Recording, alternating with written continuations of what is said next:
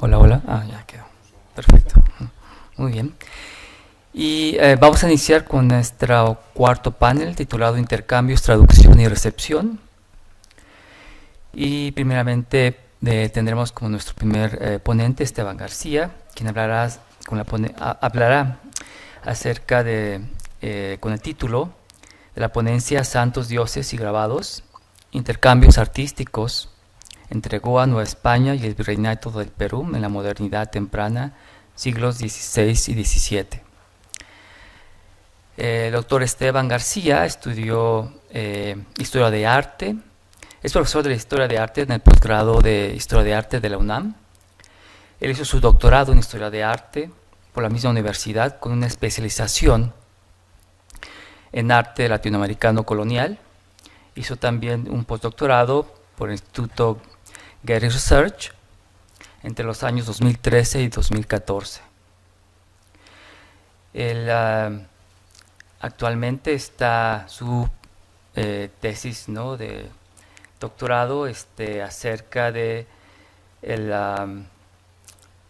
sobre el barroco, de Goa, Damián y Diu en India, en la parte de Portugal. Y su línea de investigación es sobre los diferentes aspectos artísticos de intercambio que tuvieron lugar en la modernidad temprana en el sur de Asia, Europa y América. Y bueno, él ha publicado algunos artículos en revistas como Perspectiva y ha participado en diferentes conferencias internacionales en Europa y en Estados Unidos. Así que demos la bienvenida al doctor Esteban García.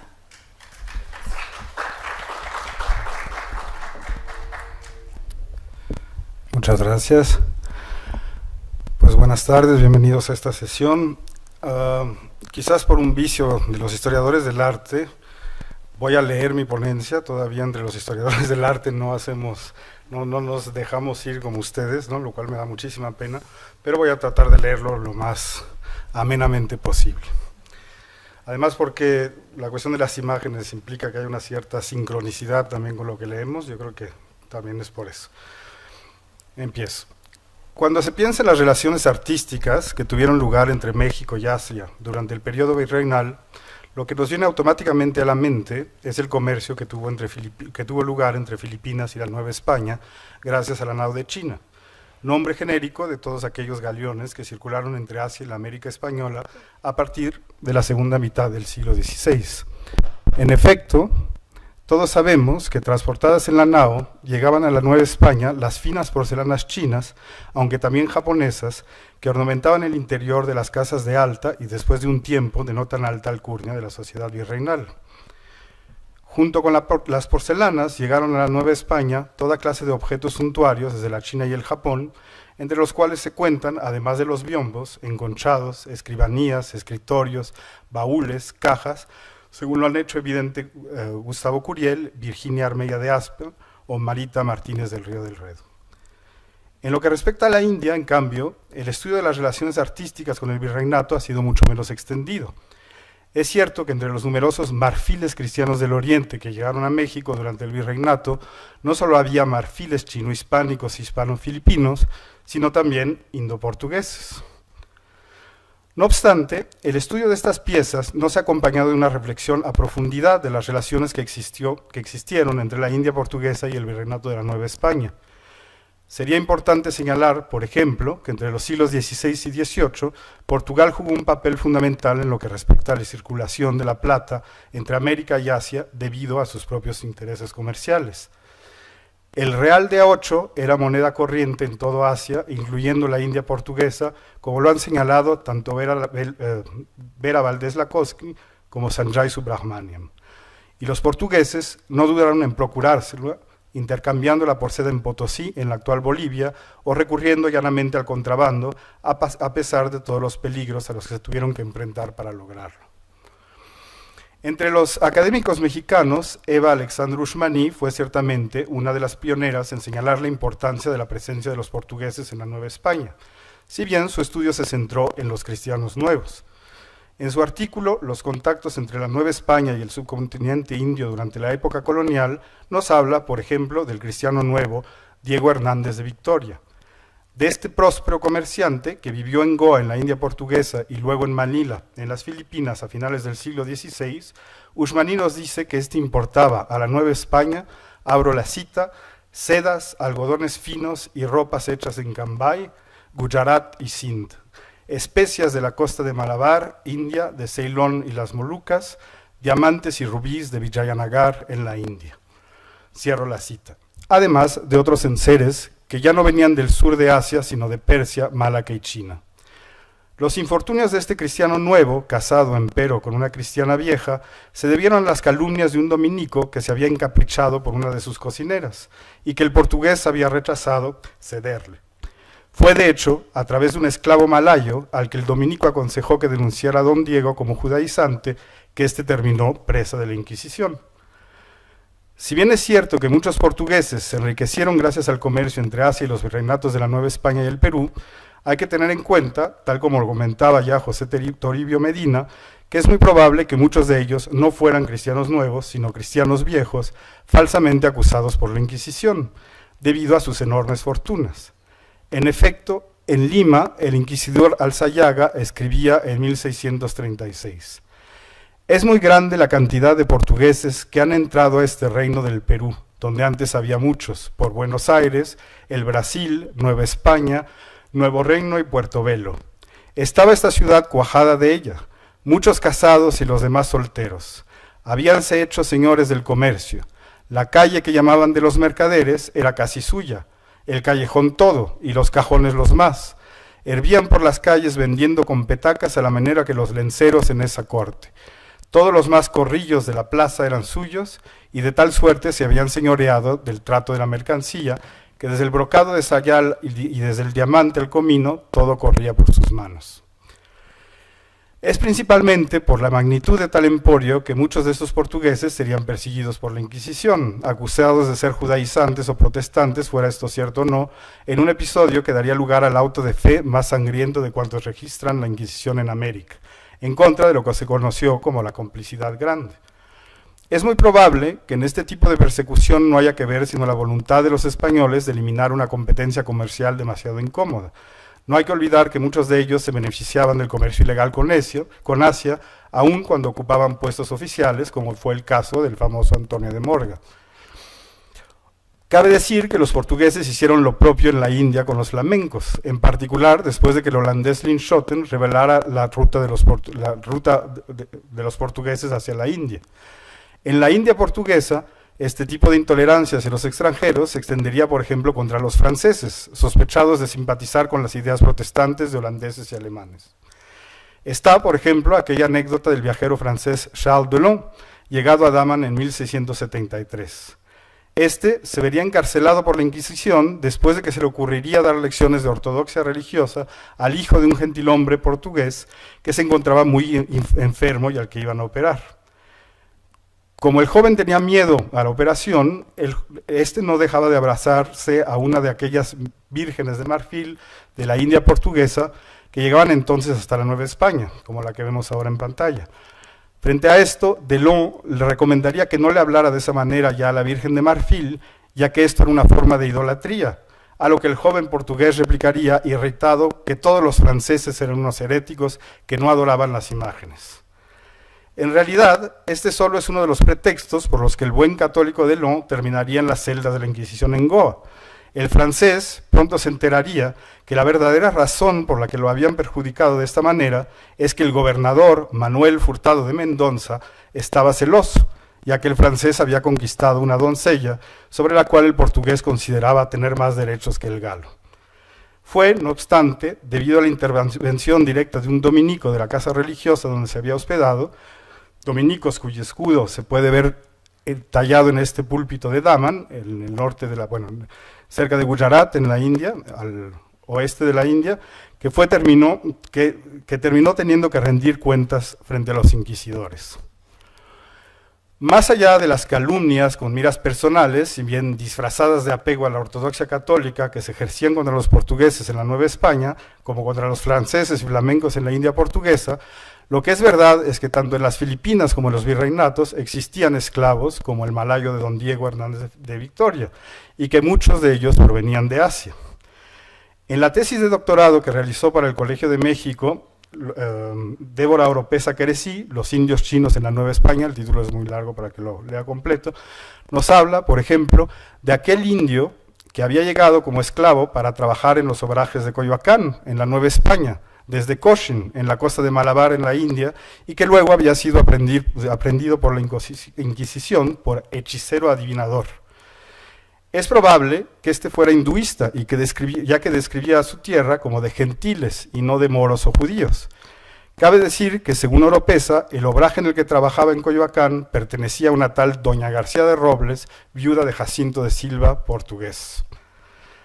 Al evocar estos obrajes, es imposible no mencionar aquí uno de los más significativos intercambios que existieron entre la India y la Nueva España, el famoso paliacate. Una de las primeras en señalar que esta prenda tan nacional viniera de la India es la doctora Ushmani, si bien el hecho ha sido estudiado con mayor profundidad recientemente por Andrés del Castillo en un artículo intitulado Textiles de la India para gustos mexicanos, el comercio de paliacates desde Pulicat, India, siglos XVI a XIX. En efecto, según nos dice este autor, la palabra paliacate, que tan extrañamente se ha identificado con los vocablos náhuatl, pal y yacatl, nariz, es en realidad el nombre portugués de la localidad conocida actualmente como Pulicat, en la India, arrebatada a los portugueses por los holandeses a principios del siglo XVII, que fue famosa por su producción de estas prendas, cuya característica principal es el famoso motivo en forma de amiba, que en inglés se conoce como paisley. Por supuesto, ya que estamos en lo de los textiles, otro de los símbolos nacionales que nos llegaron de la India es la China poblana, y más precisamente de la India, como se sabe. Es significativo que varios historiadores del arte se hayan sentido llamados a estudiar esta figura, cuyo nombre cristiano era Catalina de San Juan. Sin embargo, no me voy a detener aquí ni en el paliacate, ni en el típico atuendo de la China poblana, aunque sí en las famosas visiones místicas que esta India de la India, que nació en 1606 y murió en 1688, decía tener, y que estaban muy probablemente inspiradas en las pinturas religiosas que esta mujer veía en los retablos y los muros de las iglesias que visitaba. En efecto, si uno acepta con Francisco de la Maza y Govind Alexander Bailey que las visiones de la China poblana no eran sino la interiorización de las pinturas religiosas que ésta podía contemplar en las iglesias, en particular las iglesias jesuitas, uno se puede preguntar, hipotéticamente, si tal fervor no se deba al hecho de que ya conocía pinturas similares antes siquiera de haber dejado la India. Hay en efecto muchos puntos en común entre esas iglesias y las nuestras. La portada lateral de la iglesia del Bon Jésus en Daman, en la India, por ejemplo, podría situarse en cualquier parte de México. El parentesco entre los retablos y púlpitos de las iglesias de la India portuguesa es todavía más frecuente, debido en particular al uso común de columnas salomónicas. Muchas de las técnicas típicas de la talla barroca de la Nueva España, tal como las encarnaciones o el dorado o el estofado, son las mismas que encontramos en la India portuguesa. En la iglesia del Rosario en Daman, por ejemplo, podemos observar un púlpito que por fortuna no ha sido repintado y cuyas criaturas fantásticas presentan encarnaciones propias de todo el mundo ibérico. En estos retablos y en estas iglesias hay también lienzos, que mucho tienen que ver con la pintura religiosa de la Nueva España. No sería difícil encontrarnos un San Cristóbal como el de la Catedral de Goa en la Pinacoteca de la Profesa en México, por ejemplo. Tan es así que un hinduista converso al catolicismo que hubiera asistido a misa en las iglesias en estas localidades de la India portuguesa se hubiera sentido como en su casa en las iglesias de Puebla. Una de las razones fundamentales de las similitudes que existen entre la pintura religiosa de la Nueva España y de la India portuguesa se debe, por supuesto, al uso generalizado de grabados, no solo en las colonias ibéricas de Portugal y España, sino en el interior mismo de la península ibérica. Como se recordará, la problemática de los grabados es de gran relevancia en el ámbito de la historia del arte virreinal. Se sabe la importancia que tuvieron los modelos de Rubens para la pintura de los virreinatos, en particular en lo que concierne a los trunfos, que se repiten con particular insistencia. Una variante de estos triunfos son los triunfos navales, que se repiten una y otra vez para condenar herejía e idolatría a lo largo de los virreinatos. Estos triunfos provienen frecuentemente de grabados que mantienen una cierta cercanía con el original de Philippe Thomassin, que ven ahí, como lo ha demostrado Santiago Sebastián. Este grabado, por cierto, también fue el modelo para un óleo francés de la misma temática, en la casa de Villon de los jesuitas en Francia, con lo cual queda claro que el uso de grabados no se limitaba al ámbito colonial. Tal incidencia del uso de grabados en la pintura de los reinos provocó varias reacciones de defensa con respecto a la originalidad de las producciones pictóricas de los virreinatos. Ya Francisco Stastny, al mismo tiempo que demostraba la importancia de los grabados en la pintura virreinal, protestaba contra la idea de que se pudiera considerar tal pintura como una vil copia de lo que se hacía en la metrópoli. Para defender las características propias de la pintura virreinal, a pesar de la similitud con los grabados europeos, Juana Gutiérrez Haces formuló una teoría basada en la lingüística, según la cual se podría reconocer en las diferentes escuelas pictóricas un sustrato autóctono anunciador del espíritu nacional. Por interesantes que sean estos puntos de vista, uno no puede dejar de pensar que existe aquí una paradoja que consiste a querer reinterpretar la pintura colonial desde un punto de vista nacionalista. La reacción de intelectuales y escritores liberales del siglo XIX, mexicanos, era ciertamente más radical, como por ejemplo la de Ignacio Altamirano, que decía con respecto a la pintura del periodo colonial, abro la cita: algunos aficionados han intentado, en vista de esta abundante producción pictórica, clasificarla como escuela mexicana. Pero críticos muy autorizados han contestado esta clasificación con buenas razones, diciendo que los diversos géneros que cultivaron los pintores mexicanos de los 3 siglos de dominación española no fueran en realidad más que imitación de las escuelas europeas y especialmente de las españolas. En caso de dársele un nombre, podría llamársele escuela colonial, pero no mexicana. Para nosotros, la escuela mexicana está naciendo y crecerá y progresará si nuestros artistas, comprendiendo las verdaderas tendencias del arte y estudiando la naturaleza, abandonan las tradiciones de aquella pintura ascética de cuyos rigores apenas logró escaparse a veces el talento de Cabrera. Cierro la cita. Es evidente que el problema se complica cuando se constata que el mismo fenómeno de dependencia a los grabados se repite en la India portuguesa. Existe un sitio en internet llamado PESCA, por sus siglas en inglés, Project on the Engraved Source of Spanish Colonial Art, que ha clasificado las fuentes grabadas de más de 5.000 obras y cuyo creador, Almerindo Ojeda de Nino, acaba de dar una ponencia en la Facultad de Filosofía y Letras. En uno de los 11 grabados dedicados a la India portuguesa, en este sitio, podemos ver la misma dependencia a la pintura de Rubens que en los virreinatos. En efecto, si se compara, no hay duda alguna que la composición es exactamente la misma. No obstante, como para confirmar la teoría de Juana Gutiérrez Haces, si bien transferida a la India, se puede constatar que hay, en la forma en que se aplicó el colorido a esta composición, una característica local, ya que algunos de los rasgos de los personajes podrían parecer asiáticos, aunque extrañamente más bien japoneses o chinos que indios. Sea como sea, resulta evidente que el confrontar el fenómeno del uso de grabados como en la pintura colonial resulta el mismo problema que en Goa, implica una problemática que quizás se preferiría evitar a nivel académico por cuestiones ideológicas, en particular para aquellos que se apegan a encontrar una unidad latinoamericana que se hubiese expresado desde la época virreinal con respecto a España e identificable en la pintura de la época como si se tratase de una suerte de resistencia decolonial avant la lettre.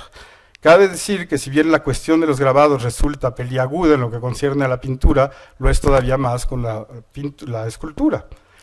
En efecto, en Goa como en México, se ha tendido a considerar que todo lo que tiene un aspecto fantástico o popular proviene de un espíritu indígena. Tan es así que si el púlpito de la Iglesia del Espíritu Santo en Margao, en la India, se encontrara en México, es más que probable que sus personajes se hubieran interpretado como el fruto de una expresión indígena, como sucede en Tonantzintla. En realidad, esta imagen corresponde a la de un tupinamba, tal como se veían representados en los famosos grabados de Theodore de Bry. El hecho de que se encuentre por debajo del púlpito en situación de sumisión con respecto al predicador probablemente tenga que ver con la idea expresada por Sepúlveda, quien expresaba, después de la controversia de Valladolid de 1550, en su Demócrates Secundus, que el indígena era un homúnculo de naturaleza irracional, pero perfectible gracias a la disciplina impuesta por la evangelización. El hecho de que se haya recurrido a un tupinamba, a pesar de que el púlpito se encuentra en la India, probablemente tenga que ver con el hecho de que los mismos grabados se usaban indistintamente en Europa para representar a los habitantes de las Indias occidentales y orientales, como lo han demostrado tanto Helga von Kügelgen como Elio Brancaforte y Lisa Voigt. Me parece que tenemos aquí un excelente ejemplo de lo que Hiroshige Okada entiende por exotismo invertido. Para este autor, las numerosas escenas y criaturas fantásticas que vemos en los virreinatos y que ligamos al espíritu indígena como sirenas y otras criaturas fantásticas se debieron al uso de grabados como los de Théodore de Brie, que pretendían describir las realidades exóticas a las que remetía América en la mente de los europeos y que luego fueron reintegradas en las iglesias de aquellas lejanas regiones que pretendían describir. Si bien es cierto que muchos de los púlpitos indoportugueses de Goa, Damen y Diu parecen hacer referencia a las divinidades menores conocidas como nagas y naguinis y podrían por tanto entenderse como una resistencia indígena frente a la evangelización, como hasta cierto punto lo ha dejado entender recientemente Inés Supanov, también es cierto que muchas de ellas derivan del grutesco del siglo XVI. El hecho de que en la India algunas de las naguinis hagan en efecto referencia a las divinidades que están ligadas a la fertilidad, si bien confundidas con un género ornamental como el grutesco, parece ser, mucho más que un acto de resistencia, una forma que encontró la Iglesia para integrar divinidades ligadas a la agricultura y por ende cercanas a los campesinos, aunque neutralizándolas al convertirlas en figuras ornamentales relativamente inofensivas. Es por ello que al entrar en Tonantzintla pensamos en Tlaloc, mientras que los púlpitos indoportugueses nos remiten a las naguinis de la mitología india, aunque solo sea de manera indirecta. Habrá aquí que recordar la declaración de Messier, según la cual el colonialismo en el siglo XVI empezó por igualar el cristianismo a la civilización y al paganismo, al salvajismo. Por lo cual es probable que en muchos púlpitos de la India portuguesa los rostros de nagas y naguinis fueran sustituidas por las de seres grutescos que derivan evidentemente de grabados. Cabe decir que se trata del mismo tipo de grabados que dio nacimiento a una de las figuras fantásticas de la Capilla del Rosario y de Tonantzintla en Puebla.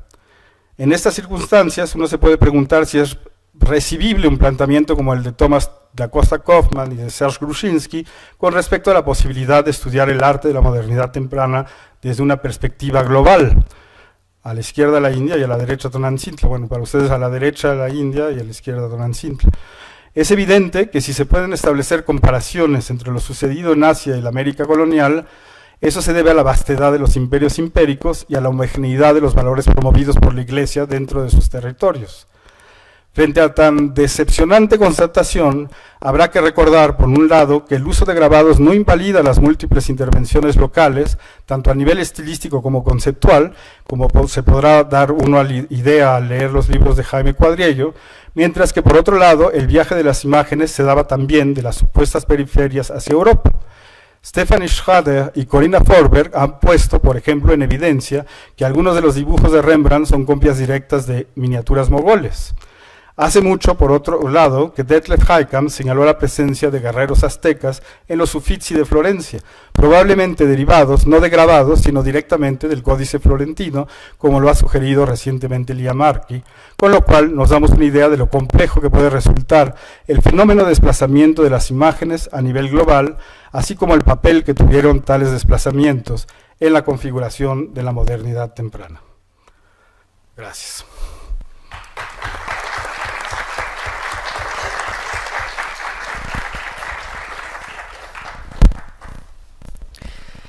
Pues muchas gracias, doctor Esteban, muy interesante. Y ahora a continuación demos la bienvenida a la maestra Úrsula Natalia Gut.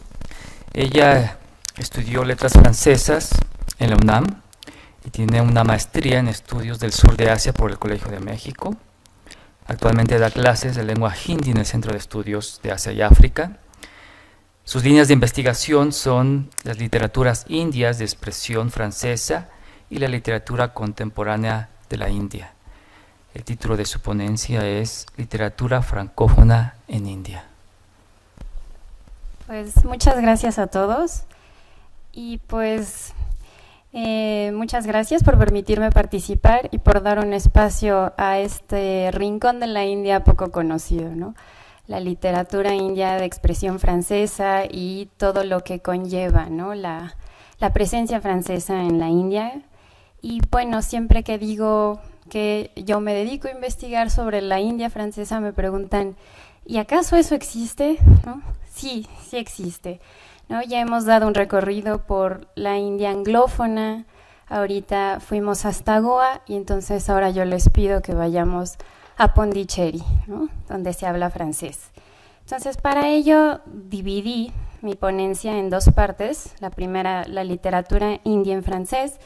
En este apartado les voy a dar algunos datos, no es precisamente lo más divertido, pero es necesario para después contextualizar la segunda parte, la que titulé Panchali, la narradora de Pondicherry, o las paradojas de la historia en los cuentos de K. Madhavan. Entonces, entre los múltiples universos que constituyen la francofonía literaria, escogí trabajar con los escritores indios, ya que su presencia en los estudios literarios, tanto francófonos como aquellos que se dedican a las literaturas de la India, ha sido y sigue siendo muy escasa. Considerando el largo periodo que los franceses permanecieron en la India, se esperaría que las obras literarias escritas en francés por autores indios fueran numerosas. ¿A qué se debe entonces esta ausencia? Vijaya Rao, una de las investigadoras más destacadas en el campo, la atribuye a dos razones principalmente: la adopción de la lengua inglesa o de alguna lengua regional por parte de muchos autores tras la partida de los franceses en 1954 y el desinterés de las generaciones posteriores por preservar no solo la lengua, sino también los textos producidos en francés durante el periodo colonial. A pesar de este panorama poco alentador, el francés sigue presente en la India gracias a las aportaciones literarias de cuentistas, dramaturgos y poetas. Y bueno, con la finalidad de situar los relatos, ¿no?, dentro de un marco histórico, comenzaré con una breve revisión de algunos de los acontecimientos más importantes acerca de la India francesa. Entonces, la fundación e historia de la Compañía Francesa de las Indias Orientales comenzó en 1664, año en el que el rey Luis XIV proclamó un edicto que permitió a los nobles participar en el comercio. En 1666, los franceses mandaron una embajada a la corte mogola para poder tener un establecimiento comercial en el territorio. El emperador mogol, Aurangzeb, les permitió instalarse en Surat, en el actual estado de Gujarat. No fue sino hasta 1722 que los enclaves franceses en la India, principalmente Pondicherry y Chandernagor, alcanzaron su mayor esplendor. El Tratado de París de 1763 dejó a los franceses únicamente con 5 territorios en la India: Mahé, al sudoeste del subcontinente, Karikal y Pondicherry, al sureste, Yanaon, al este, y Chandernagor, al noreste. La administración de estos territorios quedó a cargo de la compañía hasta 1795, momento en el que el gobierno de los enclaves pasó a manos de la corona francesa. Con la independencia de la India en 1947, los gobiernos de ambos países tuvieron que llegar a un acuerdo en cuanto a los territorios franceses. Así, el 19 de junio de 1949, Chandernagor se integró a la nación india, mientras que los 4 enclaves restantes permanecieron bajo el dominio francés hasta su transferencia al gobierno de la India en 1954. Ahora bien, los constantes cambios políticos también tuvieron repercusiones en las esferas culturales de los enclaves franceses. El cambio del Segundo Imperio al régimen de la Tercera República Francesa produjo notables modificaciones en las políticas sociales y culturales de los territorios franceses en la India. En efecto, mientras que durante el Segundo Imperio se permitió a los indios continuar con sus costumbres, la Tercera República introdujo la política de la asimilación, la cual no solo enfatizaba la necesidad del sufragio universal, sino que además impulsaba la enseñanza de la lengua cultura francesa, pues, desde la perspectiva del gobierno, una asimilación total únicamente se lograba mediante la inmersión lingüística y cultural. La enseñanza de la lengua francesa en el subcontinente se vio amenazada en 1902, cuando el virrey Lord Curzon decidió, a través de la Comisión de Reforma de la Educación en la India, restringir la enseñanza del francés en las universidades y convertir el inglés en materia obligatoria. Esto no impidió, sin embargo, que dentro de los territorios franceses se fundaran escuelas públicas y privadas en las que se enseñara su lengua y cultura. Con la integración de los enclaves a la India, la lengua francesa fue perdiendo paulatinamente presencia en el subcontinente. Actualmente, la enseñanza y difusión de esta lengua se limita a instituciones como la Alianza Francesa y las universidades y centros de investigaciones, entre los que destaca el Centro de Estudios Franceses de la Universidad Jawaharlal Nehru en Nueva Delhi. Entonces, una vez hechas estas aclaraciones, ahora sí les pido que hagan uso de su imaginación porque vamos a conocer a Panchali, la narradora de Pondicherry. Entonces, Pondicherry me fascina. Aquí todo es posible. Se construyen sueños e imperios. Me fascina hasta el punto de aferrarme a los recuerdos de algunas siluetas que frecuentan este espacio, con sus andares, perfume y destino. Lugar cubierto de bellas leyendas misteriosas. Como bien explica el escritor Kichansamy Madhvan, hablar de Pondicherry, territorio situado al sur del subcontinente, implica adentrarnos a un mundo asombroso, donde, caminando por sus calles, Napoleón nos observa desde un fresco adornado por una leyenda en tamil en la parte superior. Insólito encuentro para un visitante ajeno a la historia de este antiguo enclave colonial francés, en el que hasta 1954 jamás se había pensado que aquello fuese extraño, y en el que el mestizaje de espíritu iba acompañado de la interculturalidad lingüística. Así, junto con el fantasma de Napoleón, la lengua francesa ha logrado sobrevivir en este rincón de la India a través de las narraciones de algunos escritores, entre los que destaca K. Madhvan. Nacido en 1946, Madhvan es uno de los principales exponentes de la literatura india contemporánea de expresión francesa. Formado en las escuelas coloniales, el autor vivió su infancia entre dos universos lingüísticos, el francés, la lengua de enseñanza, y el tamil, su lengua materna. Heredó de su padre la práctica y el gusto por el terukutu, un género de teatro popular de la región de Tamil Nadu, y fue iniciado en la producción escénica por grandes figuras del teatro francés como Antoine Vitesse. Respecto a sus creaciones, es pertinente señalar que, si bien todas están escritas en lengua francesa, las imágenes que proyectan y las historias que plasman se inspiran de las tradiciones, costumbres, leyendas y mitos, tanto de la región de Tamil Nadu como del bagaje panindio. Entre sus obras más importantes se encuentran 3 obras de teatro, La maldición de las estrellas o el Mahabharata de las mujeres, de 1998, El árbol de la verdad o La mentira de los dioses, de 2008, y 1947, El hombre de Lahore, de 2017, así como una antología de cuentos titulada Morir en Benarés, de 2010. Luego de esta breve presentación, cerremos los ojos y trasladémonos con Madhvan a su amada Pondicherry, lugar donde la historia y el mito seducen el océano de la memoria gracias a las palabras de Panchali. No puedo concebir Pondicherry sin pensar en su tierra roja. No puedo concebir esta tierra sin pensar en Panchali. Su nombre se niega a desaparecer de las alcobas íntimas de los recuerdos. La ve en el umbral de las casas contando historias, verdaderas, olvidadas o negadas por todos, exclama el autor. Pondicherry y Panchali, nombres que se enlazan para enunciar este mundo narrativo al que nos adentramos. Como se puede inferir de esta cita, para Madhvan, Panchali encarna la memoria marginal de su ciudad natal. Esta idea se refuerza cuando se analiza el papel que este personaje adquiere en sus relatos, principalmente en aquellos que se desarrollan durante las luchas por la independencia de Pondicherry. Respecto a esto último, hay que recordar que, si bien gran parte de la India se independizó del Imperio Británico en 1947, algunos de los territorios continuaron bajo el dominio francés hasta 1954. En este sentido, los textos de Madhvan son importantes fuentes de información histórica, ya que en ellos no solo se retrata la vida cotidiana de los habitantes de esta provincia, antes, durante y después de 1954, sino que también se muestra el legado de la colonia francesa y las agridulces memorias que lo acompañan hasta nuestros días.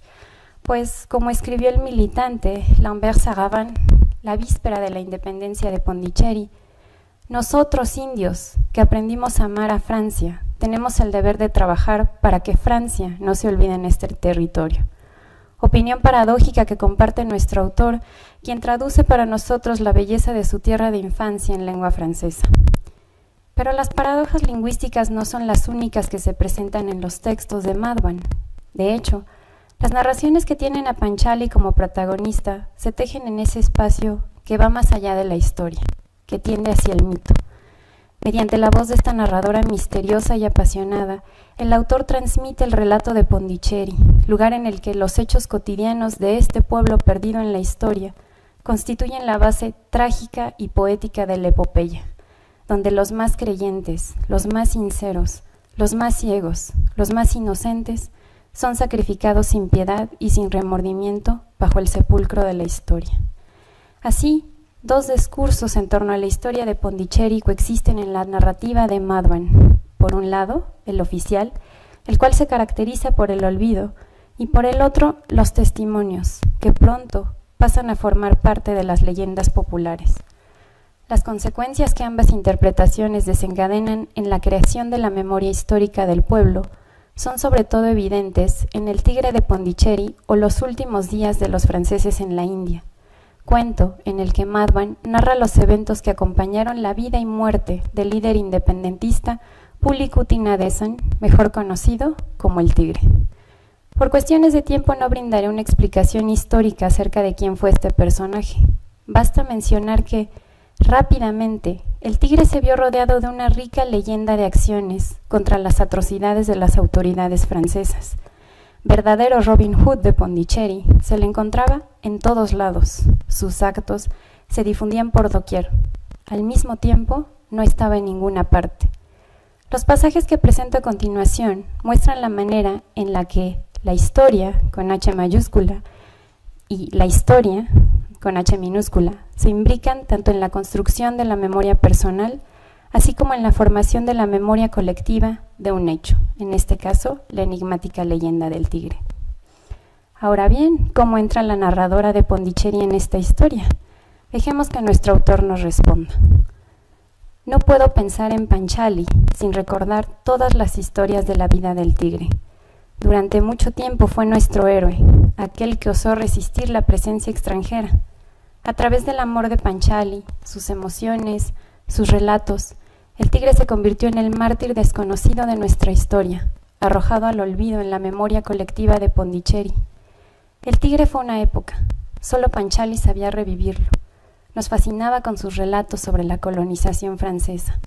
Para mí, representaba el almanaque secreto de los hechos históricos de este pueblo que perdí, en los pasillos de los archivos oficiales. La historia de los últimos días del Tigre tomaba, en los labios de Panchali, las dimensiones de una epopeya que hizo sonar la hora para los franceses en la India. Este fragmento ilustra bien el modo en el que el personaje de Panchali se convierte en el catalizador que permite recuperar y confrontar las narraciones marginales sobre aquel mártir desconocido con aquellos hechos inscritos en el discurso oficial. Para Madhvan, la negación de la existencia del Tigre implica también la abolición de toda una época, aquella que prometía nuevos sueños para los habitantes de Pondicherry. Pero como sucede usualmente luego de tiempos agitados, los sueños se fueron empolvando en los archivos de la nueva administración, y en medio de las intensas negociaciones se evitó cuidadosamente hablar del Tigre. Finalmente, se promovió la amnesia colectiva de Pondicherry respecto a Puli-Kutin Nadesan. ¿El Tigre de Pondicherry? No lo conozco. Olvidar todo. ¿Qué hacer ante el olvido y la pérdida? Madhvan propone como solución la dimensión humana del testimonio, la cual cobra en sus relatos la magnitud de una epopeya. La alusión a este género es relevante cuando se analiza en el conjunto de su obra, ya que para el autor las epopeyas, a pesar o justamente por tener la ventaja de ser textos fundacionales, permiten cuestionar las grandes narrativas, sea al privilegiar el punto de vista de un personaje, sea al concentrarse en determinado aspecto narrativo, arrojando luz sobre los puntos que no se discuten o solo se insinúan en las versiones canónicas. En este sentido, no es casual que Madhvan haya elegido a Panchali como portavoz de la epopeya olvidada de Pondicherry, mujer enigmática quien, desde las primeras narraciones, se ha encargado de preservar celosamente las voces de aquellos a quienes la historia ha desvanecido.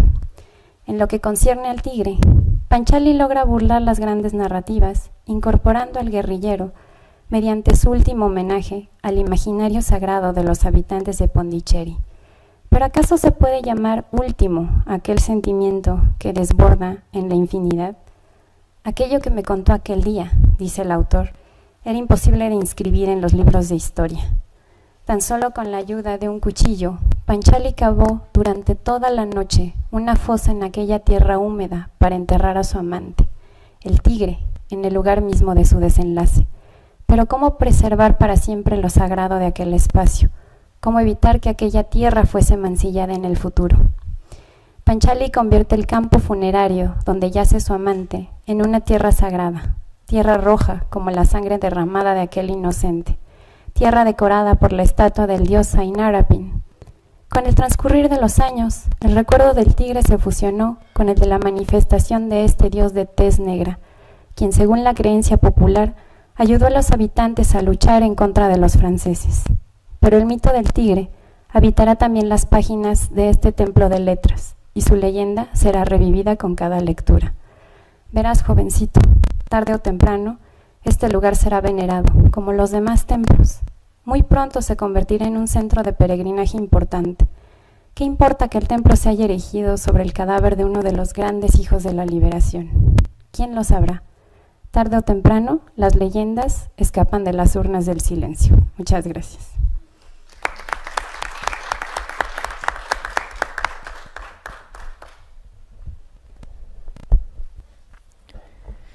Muy bien, y ahora nuestro tercer ponente es el doctor Yogendra Sharma. Él hizo su maestría de estudios hispánicos en la Universidad de Delhi, en India, y después el doctorado en literatura española por la Facultad de Filosofía y Letras aquí en la UNAM. Ha impartido clases de lengua y literatura hindi en el Colegio de México por más de 10 años. Actualmente imparte cursos de letras clásicas en la Facultad de Filosofía y Letras, clases de hindi y sánscrito en el Indian Culture Center en la Embajada de la India, y el curso de India, Lengua y Cultura en la Escuela Nacional de Lenguas, Lingüística y Traducción aquí mismo en la UNAM. Ha publicado, entre otros textos, Los Intocables y otros cuentos de la India, que son cuentos traducidos del hindi al español, una compilación de 3 dramas del dramaturgo Jacinto Benavente, traducidos del español a hindi, y la traducción de varios cuentos de hindi al español. La ponencia del Dr. Yogendra se titula La dificultad de traducir el pasado vigente en la actualidad, una reflexión sobre el tema y la terminología en algunos textos clásicos del sánscrito. Muchas gracias. Gracias Apoya por organizar estas jornadas. Gracias, Wendy, otra vez por invitar.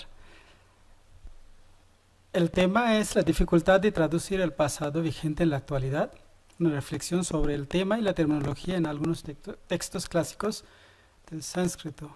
No quería empezar mi ponencia con esas palabras, pero como estuve en la ponencia de Wendy, entonces así cambió un poquito el comienzo, porque ella usó una palabra que cambió absolutamente todo. Por ejemplo, ahorita que estoy pensando en, hay tanto que se puede decir en esa ponencia, digo, Dios mío, y digo, no, mejor Shiva mío, ¿no? O Tlaloc mío, ¿cómo diría? O Espíritu Santo. Y cada quien va creo que imaginar de diferente manera esas palabras y va a sentir de otra manera. Y Wendy usó en su ponencia, cuando hablaba de este cuento de demasiada perfección, usa la palabra Dios Shiva, que es pleonasmo, en mi opinión. Obviamente, yo no entiendo muy bien la palabra Dios todavía, porque no es mi idioma. Llevo apenas casi 20 años, ¿no? Hablando español, entonces todavía no puedo decir que siento todo lo que digo en español, porque muchas veces cuando reflexiono, simplemente las palabras salen sin que yo pudiera sentir esto y la comunicación se da solamente a nivel superficial. Entonces, y a veces la comunicación a ese nivel sucede, no hace falta tampoco, siente cada palabra, cada posposición que vas a usar, ¿no? Sin duda alguna. Pero, puesto que la ponencia se basa en los temas y terminología de algunos textos de India antigua escritos o compilados, mejor decir, en sánscrito, entonces sí logra esa importancia de si verdaderamente entendemos esos términos, si sentimos lo que estamos diciendo o no. Por ejemplo, simplemente, a veces me preguntan, oye, ¿cómo dirías eso en sánscrito? Dije, depende de lo que tú sientas eso, lo que estás preguntando en español. Porque platícame primero qué entiende con esa palabra, porque me dicen, ilusión. Bueno, por lo general la palabra maya, por ejemplo, lo que se entiende. Pero le pregunto, ¿qué es lo que tú entiendes con la ilusión? Y no tienen ni idea. Muchas veces. ¿Me explico? Entonces, traducción, por eso, hay muchísima teoría, inclusive, no solamente la práctica de traducción, sino existe una extensa teoría sobre la traducción, y es como lo más común es trasladar un texto de un lugar al otro, y en ese caso, de un idioma al otro. Y por eso, digamos, cuando algo viaja, cambia, porque está en diferente espacio y geografía, ¿no? De una persona a otra persona también hace que cambie el significado y, sobre todo, cuando uno dice y otra persona lo recibe, puesto que son dos entidades diferentes, obviamente, el que dice y el que recibe también va a tener su propia noción. Entonces, por eso existe esa famosa palabra traductore traidore, ¿no? Esa frase que el traductor es traidor sin duda alguna. Y para ahorrar esa traición, muchos de los rishis de Upanishads, que es uno de los temas que voy a tocar, prefieren ni siquiera hablar sobre su experiencia. Entonces, primero menciono algunas solamente, ¿no? ¿Cuáles son los approaches principales de traducción? Puesto que también he traducido algunas cosas y hice algunos estudios sobre eso. Entonces, primerísimo es el approach sociolingüístico, donde el contexto social define qué sí se puede traducir y qué es importante entender acerca del contexto social en el que está sucediendo el acontecimiento. Segundo puede ser el approach de comunicación nada más, donde el significado es lo que hace falta comunicar o traducir, no necesariamente el lenguaje o el idioma, que son dos cosas distintas. Otro puede ser el approach hermenéutico, donde creen que cada ser humano o cada comunicación humana es una traducción nada más. Y también creen que un verdadero traductor debe ser un escritor cuando está traduciendo un texto literario. Si no, no podrá captar, digamos, el verdadero significado. Otro es solamente el approach lingüístico, donde sabemos que en la lingüística la palabra es la unidad principal. Entonces, ¿cómo se traduce esa unidad principal a otra? Y en el caso que no exista esa palabra, entonces notas al pie, etcétera, etcétera. Y de notas al pie, me acuerdo de, por ejemplo, una de las traducciones de sánscrito que recientemente he leído, que ha hecho profesor Oscar Figueroa, se llama Vigyan Bhairav Tantra. Él Vigyan Bhairav Tantra tiene 161 shlokas, que sería como 321 líneas nada más, porque un shloka son como 2 líneas. ¿Y saben cuántas páginas tiene ese libro de Dr. Figueroa? 430 o un poquito más. Entonces, obviamente no es solamente la traducción del texto, está explicando también para poder entender verdaderamente el significado que Dr. Figueroa entendió, ¿no?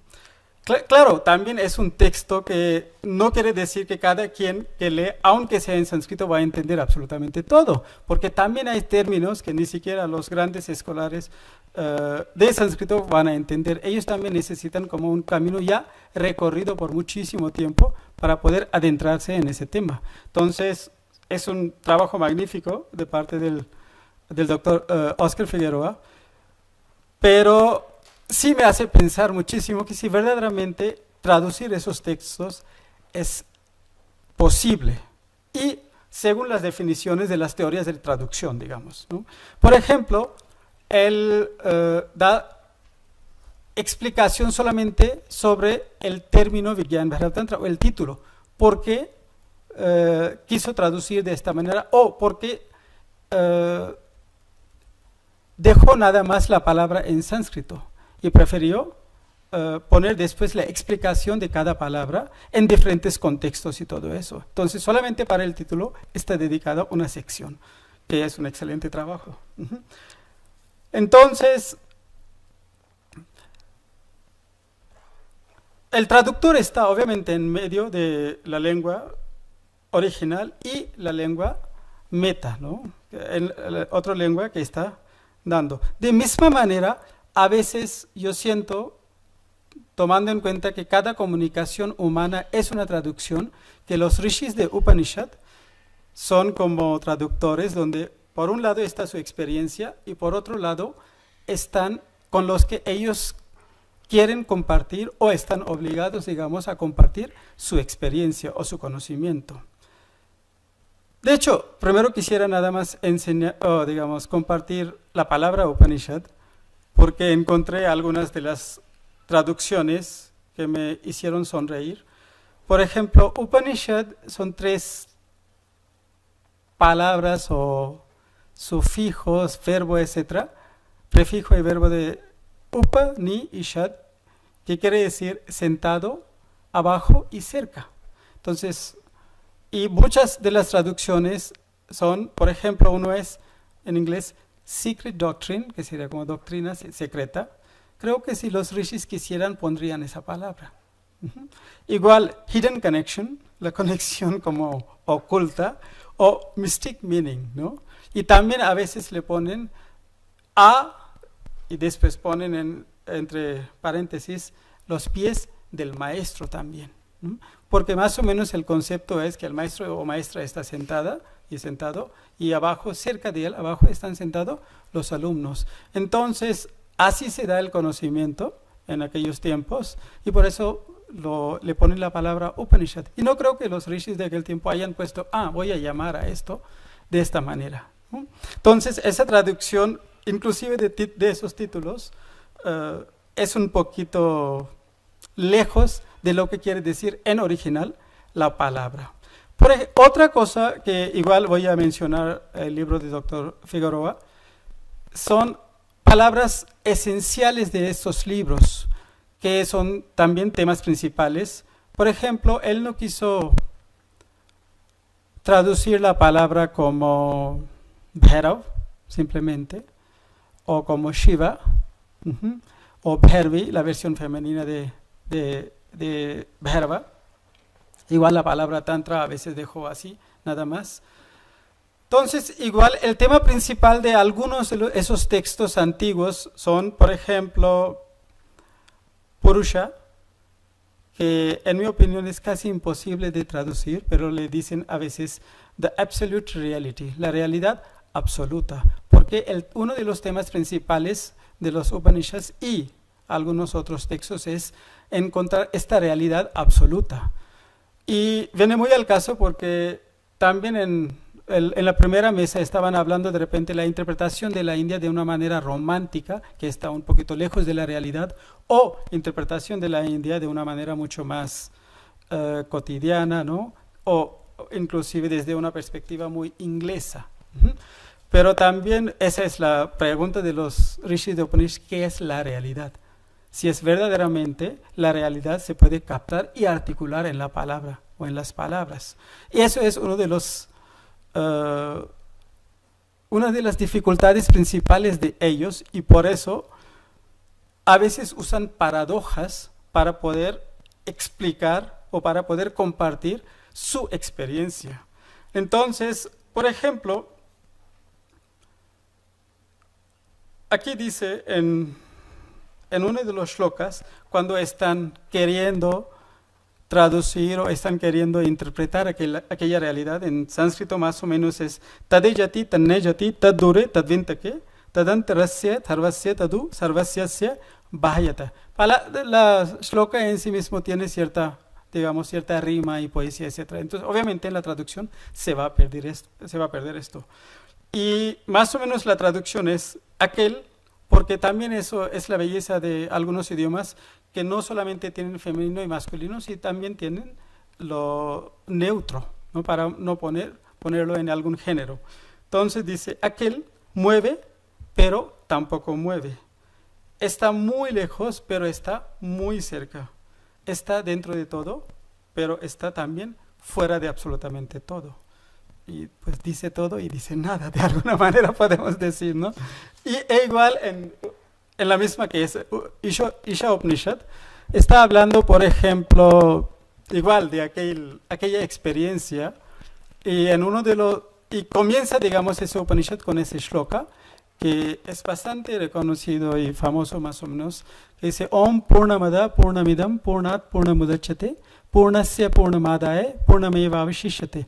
Primero, para poder traducir la palabra Purnat es muy difícil, porque a veces le dicen como lo perfecto, a veces lo traducen como lo completo, a veces lo traducen como lo pleno, pero igual yo tampoco entiendo ninguna de esas tres palabras. Purna más o menos yo entiendo. Entonces Purna podría ser como una mezcla de lo perfecto, lo completo, pero lo completo que lleva lo opuesto también en sí mismo, ¿no? Entonces sería como dirían, de sol a sol, pero también de luna a luna. Eso sería una cosa Purnat. Entonces, y más o menos la traducción o mala traducción podría ser, o la traducción literal podría ser, que aquel es Purnat, esto es Purnat, en lo Purnat añades lo Purnat y el resultado es Purnat, y de lo Purnat subtraes, ¿cómo dicen? Subtract. Sí, Subtraes lo Purnat y el resultado otra vez es Purnat. Entonces se ve la como sinceridad e impotencia al mismo tiempo de poder traducir la experiencia de esos rishis. Entonces, y además ellos no dan tanta importancia a la información y a las palabras, etc. He estado en la universidad y es casi una herejía en ese sentido, herejía académica yo diría, pero es impresionantemente bello lo que ellos dicen. Dicen, andam tama pravishanti ye avidyam upasate tato bhuya evatet yetamo ya vidyayam rataha. Más o menos quiere decir, ellos, los que están detrás de ignorancia, entran a una oscuridad, y los que están detrás de conocimiento entran a una ignorancia todavía más oscura, porque se quedan, sí, me perdonará la UNAM, pero es así. Entonces, y no solamente lo dicen en un shloka, sino también hay varios paisajes de los Upanishads dedicados a eso, y varias veces, de hecho, hemos compartido esa conversación, doctora Bendillo, cuando en ese Upanishad Chandogya, cuando el niño se va a estudiar, y después de 12 años, cuando regresa con cierta soberbia con su padre, y el padre le pregunta, ¿ya has aprendido? ¿Ya tienes conocimiento? Y él dice, sí, tú puedes preguntarme de gramática, de astrología, de los Vedas, de todo lo que quieras. Y él dice, pero no tomaste, o sea, encontraste que si no sabes de eso, aunque sepas todo, no sabes nada. Y si sabes de eso, aunque no sepas nada, sabes todo. Y obviamente él dice, esa materia no tenía en la universidad. No, esa sería más o menos su respuesta. Entonces, es cuando entra el tema y el padre es el que le enseña, más o menos, a través de varios ejemplos que le da, ¿no? Y ejemplos son eso, igual, que la realidad, no sé si llamarle espiritual, pero la realidad o la experiencia de esos grandes maestros o rishis, que más o menos se podría traducir como poetas místicos, o algunos le ponen como seer, los que son capaces de ver más allá de la realidad material, podemos decir, en vez de darle la explicación de las cosas o su experiencia, muchas veces les dan la herramienta para que cada quien tenga su propia experiencia. Entonces, por ejemplo, ese libro de Vigyan Bhairav Tantra prácticamente es eso. La consorte de Shiva, Bhairavi, le hace la pregunta y Shiva, en vez de responderle la pregunta, le da una técnica para que ella pueda tener sus propias experiencias. Entonces, perfecto. De hecho, no necesito ni 5 minutos, ¿no? En esos temas. Entonces,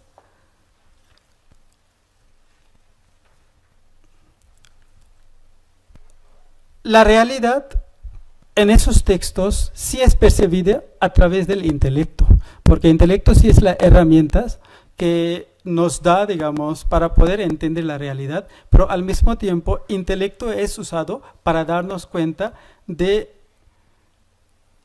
los límites o limitaciones de intelecto mismo. Entonces, comunicación, digamos, sí se da y la realidad no es distorsionada cuando es percibida a través del intelecto, pero sí es fragmentada según ellos, porque la realidad en totalidad no se puede entender a través del intelecto. Entonces, pero al mismo tiempo ellos lo que proponen es que vayan un poquito más allá de la razón, porque razón no es lo único o no es la única herramienta que tenemos.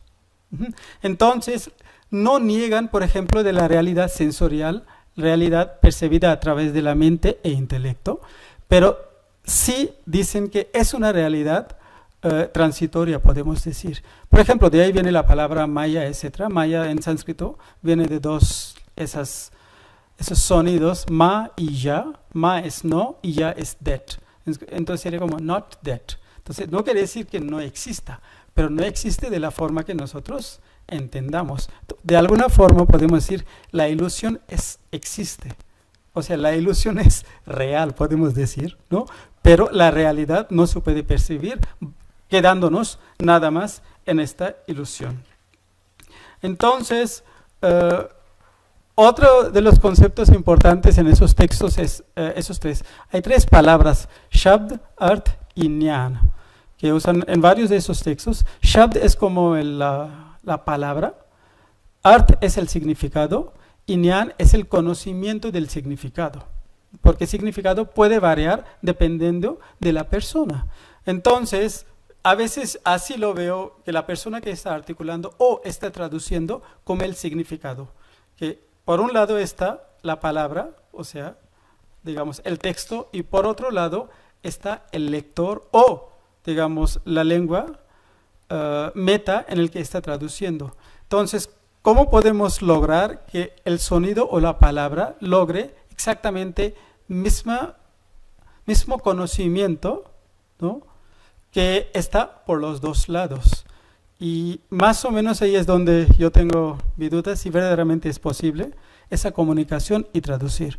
Pero al mismo tiempo, sí se han podido hacer muchas traducciones muy buenas, y quiero terminar mi ponencia con una frase, de hecho traducida, que sería que más vale un perro vivo que un león muerto. Es lo que dicen, ¿no?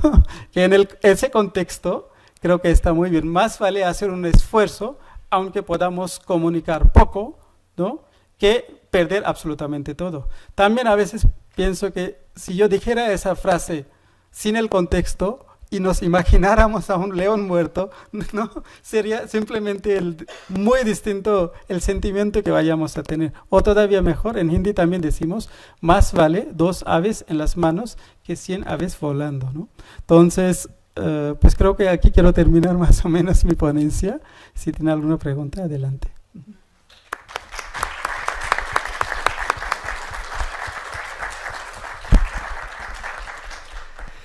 Muy bien, pues ahora tendremos unos minutos para que puedan externar cualquier pregunta, duda, comentario que tengan para cualquiera de los 3 ponentes. Quien quiera hacerlo puede levantar su mano para que le pueda ceder la palabra. Buenas tardes. Un pequeño comentario y una pregunta para el doctor Yogendra.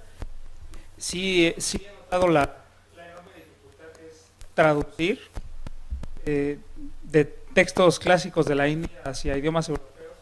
Aunque yo no manejo el sánscrito, lo he intentado hacer vía indirecta y aún así la dificultad es patente porque lo que son 4 versos en sánscrito se puede duplicar o triplicar en la lengua de llegada.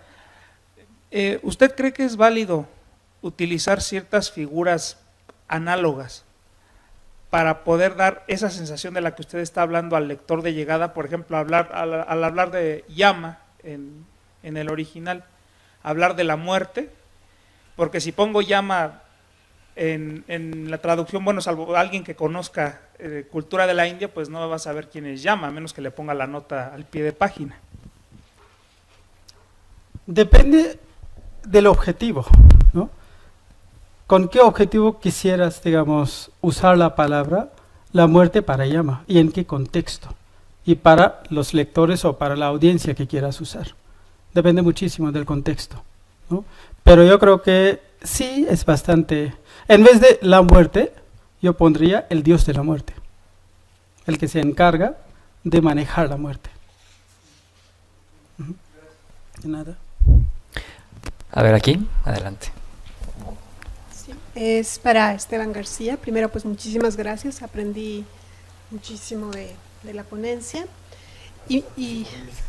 No, pero la pregunta sería, ¿qué lugar ocupa este tipo de arte dentro de la noción de arte nacional en India? Tú mencionabas esta idea, por ejemplo, que en el siglo XIX en México el arte virreinal era pensado solo como copia de lo europeo, no podía ser arte nacional, solo arte colonial a lo sumo, ¿no? Y pienso en términos para India como la escuela de la compañía, como el arte indo-sarraceno, que son estos términos que se usan, por ejemplo, para pintura o arquitectura.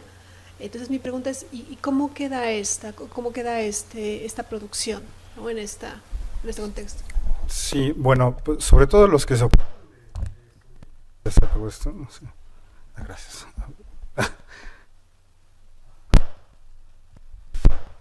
Ya, perfecto.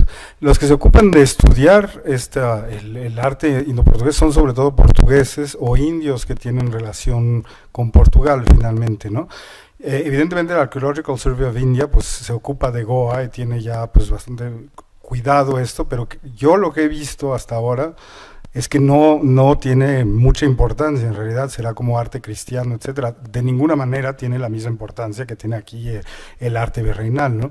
Y concretamente, fuera de Old Goa como tal, pues las iglesias están en abandono de alguna manera, ¿no? Entonces es para decir que no hay esta problemática. Y entre los portugueses que estudian el arte indo-portugués en la India, es un poco parecido a lo que pasaba aquí o lo que pasó para los virreinatos de Perú, ¿no? En donde hay esta noción de la resistencia, en particular con los nagas, etcétera. Entonces hay esa cuestión poscolonial, digamos, en la que se busca, pues esto, ¿no? La resistencia hacia lo cristiano y con un énfasis en la Inquisición y todo esto, ¿no? Y por ejemplo, que yo sepa, o sea, es decir, esta cuestión de los grabados no es tan importante, ciertamente no como aquí, ¿no? Y lo que sí es muy extraño es que no haya mayor contacto, ¿no? entre los estudiosos de la India portuguesa y los estudiosos de los reinatos del Perú y de la Nueva España, ¿no? Sí contesta más o menos lo que Bien, sí. ¿Alguna otra pregunta por ahí que tengan? ¿No? Sí, adelante, allá atrás, por favor.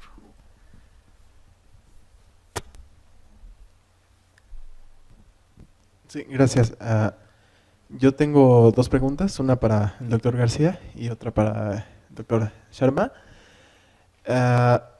Por parte de este arte que bueno, toma por base las escuelas europeas y se le ven algunos elementos indígenas, entonces toda esta concepción de resistencia de los pueblos originarios ¿viene después de la etapa colonial? Sí, bueno, aquí viene, por ejemplo, de gente como Ángel Guido, ¿no? Entonces, ¿sí? ¿Contesto de una vez? Sí. De Ángel Guido, por ejemplo, y se trató mucho con respecto a la portada de San Lorenzo en Potosí, ¿no? Donde hay unas suertes de cariátides, esto como en los 20, ¿no? Unas suertes de cariátides que se interpretaron precisamente como fruto de la resistencia de los mitayos, ¿no? Pero en realidad, y precisamente cuando uno lo compara con la India, ¿no? Se da cuenta que también ahí hay una cuestión de grabados, y extrañamente muchos de Flandes, pero también de Fontainebleau, de Francia, ¿no? Entonces, yo digo, sobre eso hice mi tesis, ¿no? Entonces, de pronto cambia el significado, ¿no? Y ya más recientemente, gente como Thomas da Costa Kaufman se dio cuenta que es más bien, se trata de una integración, ¿no? Como que es lo que traté de explicar más o menos aquí, de estas figuras, neutralizándolas, ¿no? Pero sí empieza en los 20, ¿no? Y aquí hay gente como Rojas, ¿no? Con la cuestión de Tonantzintla, ¿no? Y hubo todo un debate en el que todo lo que era fantástico, todo lo que venía del grotesco, ¿no? Se consideraba como indígena, ¿no? Hay gente en los 80s, como Ilmar Lux, ¿no? Que agarró y confrontó todas estas figuras fantásticas con grabados europeos diciendo, pues esto es pura fantasía, ¿no? Yo creo que es más complejo que eso, ¿no? Es decir, el hecho de que se haya usado el grotesco para traducir, digamos, elementos religiosos, ¿no? Se debe a algo, ¿no? Porque también el grotesco, que es este género ornamental que se descubrió en la Domus Aurea en 1480, ¿no? Que son estas figuras fantásticas pero muy bonitas, ¿no? Con colas de serpiente, etcétera, ¿no? También provocó, por ejemplo, en gente como Paliotti, después del Concilio de Trento, toda una reacción, ¿no? Y se prohibió, o al menos se aconsejó que no se reprodujeran este tipo de criaturas en las iglesias, ¿no? Bueno, pero básicamente Ángel Guido, digamos, es la figura principal en los 20 con la que arranca esta noción de la resistencia, ¿no? Y al doctor Sharma yo pregunto, por ejemplo, nosotros como lectores que desconocemos un 100% de la lengua sánscrita, ¿cómo nos podemos aproximar a estos textos para tener una comprensión relativamente fiel del mensaje que tienen? Bueno, tampoco hay que asustarse con eso, porque en sánscrito hay temas universales, de hecho hay temas atemporales, ¿no? Que trasciende el tiempo, el contexto, o sea, están presentes todavía. Entonces, y están haciendo muy buenas traducciones nuestros, digamos, colegas y profesores ahorita. Entonces, hay muy buenas traducciones y a través de esas traducciones tú puedes acercar a ellos. El libro que mencioné de Dr. Oscar Figueroa, también uno que otro Upanishad traducido por Dr. Benjamín Preciado, también muy pronto van a salir otros libros también. Entonces, a través de la traducción sí se puede, pero también en muchos de esos libros dan como cierta, podríamos decir, seguir ciertos modus operandi para poder tener tu propia experiencia también. ¿Me explico? Para que tú sientas esos temas, ahí está, indicación, aunque sea en la traducción. Porque no siempre es el destino a que quiere llegar, son mencionados en el libro, sino el camino también. El camino puede ser en cualquier idioma. Muy bien, y una última pregunta aquí, por favor. Pues felicito a todos los ponentes de la mesa, que me parecieron muy interesantes todas. Yo quisiera solamente hacer una observación, una pregunta más bien al doctor García. Alguna vez vinieron aquí algunos profesores de arte que hablaban sobre Pompeya y el estilo grutesco de Pompeya. Entonces, en esa ocasión, yo había visto una pintura en Teotihuacán, ¿verdad?, de las últimas que se habían descubierto hace mucho tiempo, y las figuritas que aparecían eran o sea, se parecían muchísimo con el mundo de los teotihuacanos, ¿verdad?, y con los pompeyanos. No lo sé, como que hay algunos elementos en relación con el arte y con poblaciones sumamente diferentes, orientales, occidentales o lo que sea, en donde hay como ciertos elementos como universales, se podría decir. Me pregunto, por ejemplo, el asunto de las serpientes, de las figuras de las serpientes en todos lados, así, ¿no? O cómo se puede entender que en un momento dado este concepto de lo grotesco que se encuentra desde Roma, desde Pompeya y todo esto, se siga trasladando a diferentes etapas y épocas y todo esto, y luego llega a pasar esto que me pareció muy interesante, esto del grotesco con el guerrero mexica, ¿no? Sí, que también en Izmiquilpan, por ejemplo, vemos esta cuestión donde en realidad son grotescos, ¿no?, estos guerreros mexicas, ¿no? Yo creo que precisamente es por la similitud. Es complejo porque el grotesco en realidad se puede encontrar en la India tal cual, pero ahí sí hay contacto como tal, ¿no? O sea, es decir, inclusive yo llego a pensar, no sé cómo, que ciertos dioses, la representación viene del grotesco, pues ya sería muy complicado, porque eso tiene que ver con la relación con Roma y todos estos contactos, ¿no? Entonces, en lo que tiene que ver con la India, pues sí hay un contacto directo. Aquí, evidentemente, normalmente, pues tenemos que considerar que es imposible, ¿no? Pero hay una cuestión fantástica que, en efecto, yo creo que fue lo que vieron los padres, ¿no? Y por eso utilizaron el grotesco, precisamente porque era una manera de traducir algo que estaba vivo, ¿no?, ¿no?, la representación de un dios, ¿no?, con algo que era para los europeos algo ornamental, ¿no? Entonces, emplear el fantástico europeo que ya no tenía la misma fuerza, ¿no?, aunque Paleote dijera que venía de las divinidades infernales, ¿no?, para neutralizarlo, ¿no? Y yo creo que, bueno, es extraño en Europa, en efecto, de dónde viene, si de la India hacia Roma o al revés, ¿no? Porque, que sería todo un tema de estudio, ¿no? Exactamente, ¿no? Pero sí, y en efecto, ese es un estilo que estaba en Pompeya, que de hecho fue criticado por Vitruvio y que después reaparece en el Renacimiento, ¿no? Sí. Y que también, perdón, pero tiene esa función como de margen, como los márgenes, ¿no? Parece un ornamento, pero en él se expresan cosas como eróticas entonces es como un elemento ideal para eso. Pero yo creo que es bueno, ¿no? Más allá de eso, sí, espero que. Perfecto. Sí, ese es complicado, ¿no? Sí. La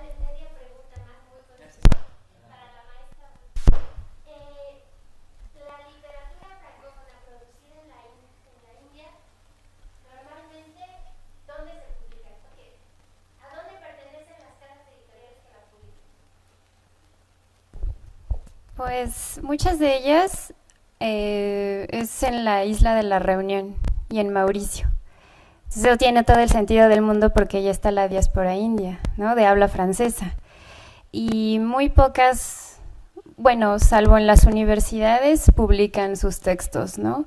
Claro, está pues la Jawaharlal Nehru y algunas revistas, pero ya los textos sí siempre es en la Reunión o en Mauricio.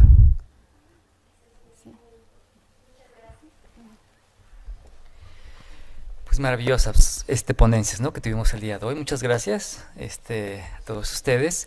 Y con esto vamos a concluir este panel. Vamos a tener un receso de 2:30 a 5 de la tarde y están todos más que invitados para la clausura del evento, que será de 5 a 6. Vamos a tener un evento artístico, demostración de danzas clásicas de la India. Seguramente será muy disfrutable, ¿no?, el poder apreciar el arte de la danza india, que si ya han tenido la oportunidad de presenciar anteriormente algo de esto, pues tiene todo un lenguaje, simbolismo extraordinario. Pues muchas gracias y vamos a despedir a nuestros ponentes con un aplauso. Gracias.